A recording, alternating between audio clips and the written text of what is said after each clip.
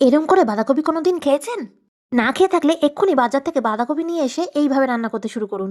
যেদিকেই তাকাই বাজারে শুধু বাঁধাকপি আর বাঁধাকপি, বাঁধাকপির ছড়াছড়ি। বাড়িতে খিচুড়ি করছেন নাকি? তাহলে কিন্তু বাঁধাকপি রাখতে পারেন সাইডে। প্রথমে কড়াইয়ের গরম তেলে আলু ভেজে তুলে নেওয়া হলো। আলু তুলে সেই তেলেই ফোড়নে দিলাম জিরে, শুকনো লঙ্কা, আদা আর তেজপাতা। কিছুক্ষণ নাড়িয়ে চেড়ে সুন্দর গন্ধ বেরোতেই টমেটো দিয়ে দিলাম।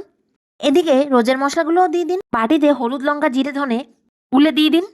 এবারেই তো আসল টুইস্ট, এবার দিয়ে দেব সুগন্ধি চাল। এবার চালটা দিয়ে নাড়িয়ে চাড়িয়ে কষিয়ে ঝিরিঝিরি করে কেটে নেওয়া বাঁধাকপিটা দিয়ে দিলাম।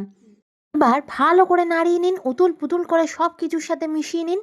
মেশানো হয়ে গেলে এবার পরিমাণ মতো নুন দিয়ে ঢাকা দিয়ে রান্না করুন। ঢাকা তুললেই বাঁধাকপি থেকে জল ছেড়েছে, সেই জালে বাঁধাকপি আর গোবিন্দভোগ চাল একদম নরম হয়ে ল্যাটাপ্যাটা হয়ে গেল। আর দিয়ে দিলাম মটরশুঁটি আর ভাজা আলুটা। দেখছেন জল শুকিয়ে এসছে, এবার সামান্য চিনি দিয়ে নাড়াচাড়া করে ঘি গরম মশলা দিন। খেলা শেষ, ভাত খাওয়াও শেষ।